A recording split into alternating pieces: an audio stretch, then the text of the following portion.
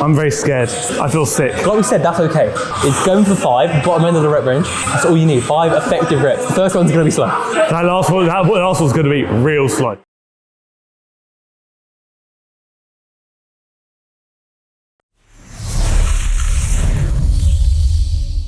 I filmed this video on Sunday.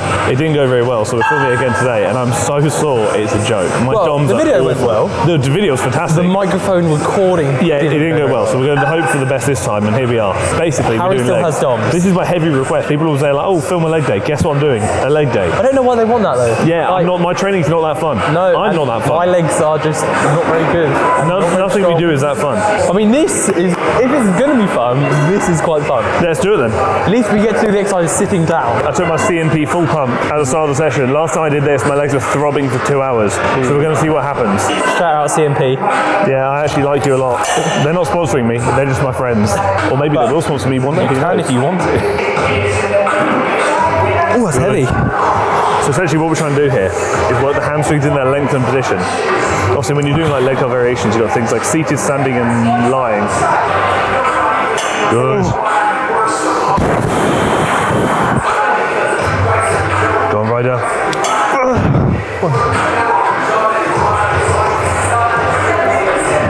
Good. Yeah. That was alright. When doing leg curl variations, like I said, we've got seated, standing, lying. Lying and standing typically work the hamstrings in their shorter position. Seated is typically more lengthened position. And if I could ever choose any one, it's probably going to be this one.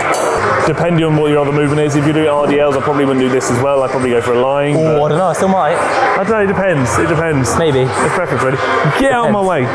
Go do all of it. Yeah, I wouldn't recommend. Oh! Yeah, I'm going to do a stack. Oh, you'll be alright. I'm going to do a stack. I'm feeling fragile and I've got DOMs. I'm very sore, but I'm going to do the stack. I've got to prove a point.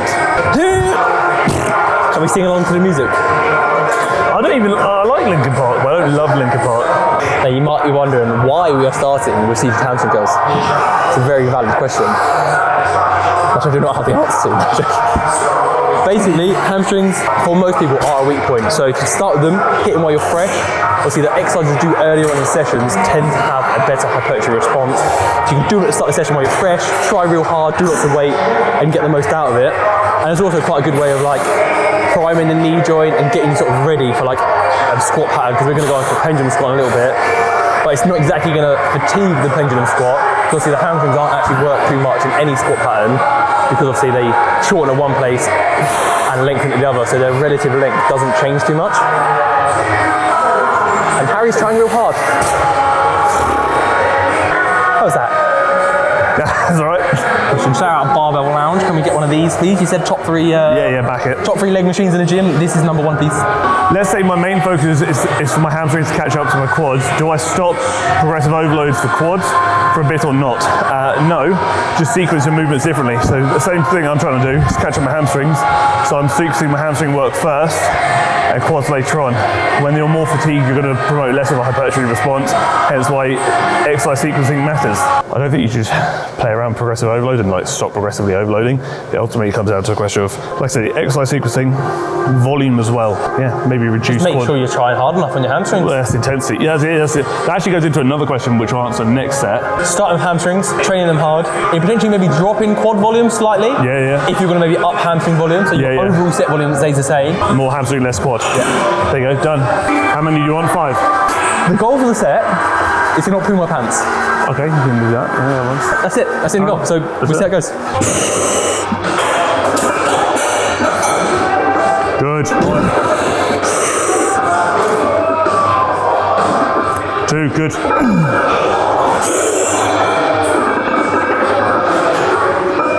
3, good. 2 more.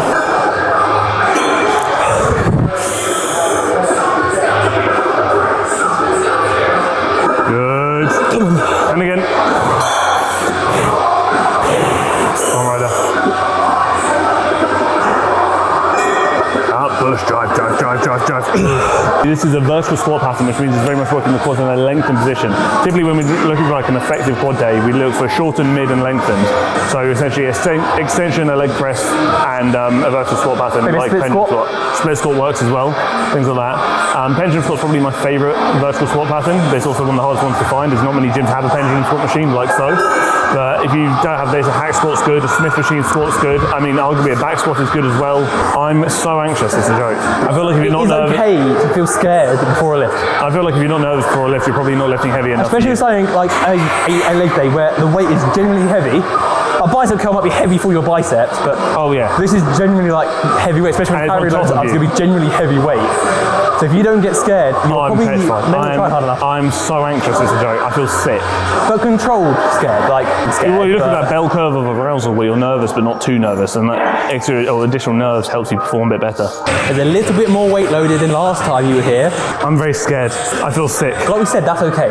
It's going for 5, bottom end of the rep range. That's all you need. 5 effective reps. The first one's going to be slow. That last one's going to be real slow. Yeah. I'm also pre-warning, if my hips start kicking back, don't say anything about it. I know it's a problem. Yeah, and if my hips kick back on the last set, don't worry about that either. Yeah, don't do as we say, not as we do. No, I'm scared. There's a mutual respect between carrying the weight. They don't respect me and I'm scared of them. But he has got his knee sleeves and his squat shoes on, and a little bit extra support. A little bit of support around the knee, keep it warm, keep it safe, and a little bit of help in the ankle, the depth, with the squat shoes. I'm gonna get sad for like 45 seconds, then I'll go. Maybe a minute. Don't rush your set. So you see Harry here, just headphones on, now sort of getting into the zone, getting over those nerves, getting over being scared, and now ready to actually do the set. There's no need to just jump under the weight and crack it out. Take your time, listen to your music, get ready to make sure that set is gonna be. So you see, he's just taking his time, there's no rush. So once you get into your set, if you don't want to be taking forever to do the set and you want the reps to be quick, before that set starts, there is no need to rush and get underneath it. I reckon he's going to get this. What do you reckon? I hope so, because I won't be able to save him. We're also a little bit scared about machine tipping, but there's plenty of weight space left, so there's just a lot of weight on this machine. Come on, Harry. Oh yeah, that's solid. That's an easy 5 reps. That's easy 5 reps. Yeah, good. 2, good. Big push. Good. 3. Look at that. Over halfway, light work. Good. 2 to go. Big push. Yeah, beautiful. Come on, he's gonna get 6 actually. 6. There she comes. Yeah. Maybe just 5. I said 6, but that was right. That's what he's gonna say. You ready? He's gonna go, that was alright. Ready? That's alright. We're back. We're on leg. I'm about to say leg extensions.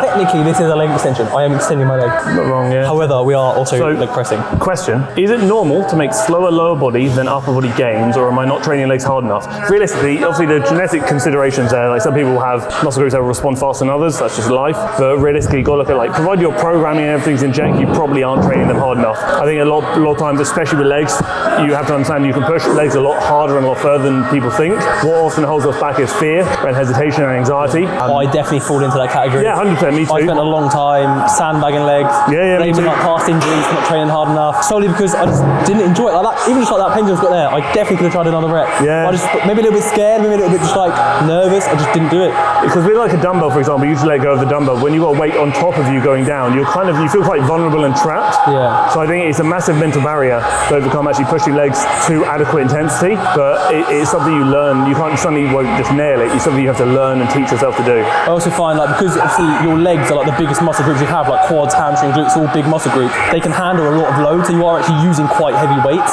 It's key in moments like this to utilise your partner if you can, especially when the position is quite awkward. 2, 1.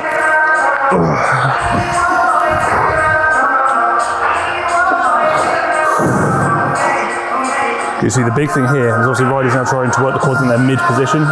And the big thing you want to notice is keeping his glutes and lower back on the pad. As soon as things start elevating, then you're going to be in a bit of a problem because you're shifting a lot of emphasis to that lower back, which is what you want to avoid. Because no one wants to get injured. Trust me, I've already herniated this before. I don't want to do it. Good. Good. Good. He's utilising his handles here. He's not holding up here. He's not holding to the side. He's holding those handles as intended. Good. At that point, many people stop, think they've hit failure, but realistically, you probably have at least one more, maybe even 2.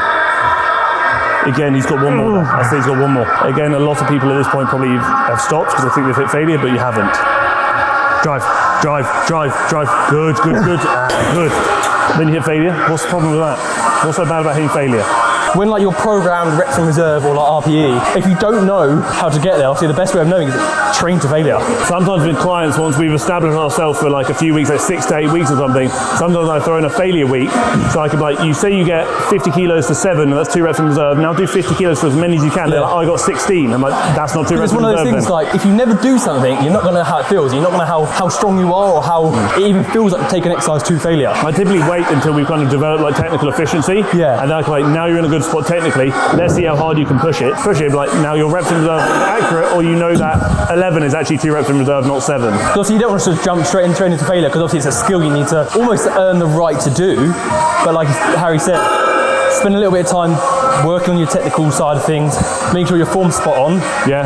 And then go for it. And you're laughing. That's why I occasionally like use stuff like intensifiers, only occasionally, just to like train some clients to be able to push themselves a little bit more. Like, well, you're teaching them the skill, aren't you? Whether it's like partials only on certain exercises, or like isometric holds at the end of a movement, potentially in some cases a drop set. Not too often, because obviously straight sets are obviously always going to be better. But especially with some clients who are like, oh, I'm training really hard. I'm like, no, you're not. And then they will do it with like partials, but their partials won't actually be partials, because they can still get the full rep even though they thought they couldn't get the full rep. Joel's mad. Is I've done 1 set of quads and my legs are literally throbbing. Yep. Is that the pump work? Yeah, I took that pump product earlier and my legs feel uncomfortable. All right, I'm going to do a set. I'm going to see how many I can get. Don't forget to wash your knee sleeves, because these reek. So I don't know what Harry said to you guys when I was leg pressing, but so I might repeat what he said.